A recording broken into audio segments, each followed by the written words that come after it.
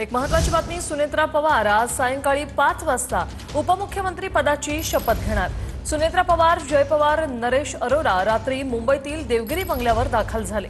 विधान भवनात दुपारी 2 वाजता राष्ट्रवादीच्या आमदारांची बैठक होणार आहे आणि या बैठकीत सुनेत्रा पवारांची विधिमंडळ गटनेतेपदी निवड होईल।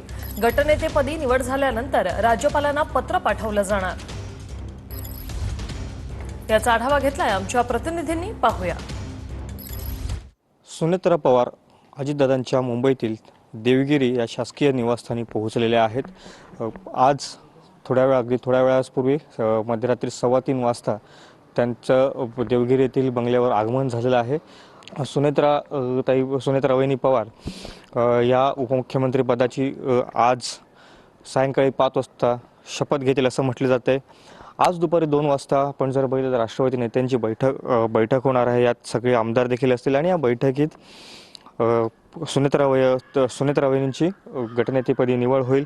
त्यानंतर सायंकाळी 5 वाजता लोकभवन येथे सुनेत्रा पवार यांचा उपमुख्यमंत्री पदाचा शपथविधी सोहळा पार पडेल असं देखील माहिती मिळत आहे। कॅमेरामन प्रणित कापसेसह कौस्तुभ खातू, TV9 मराठी,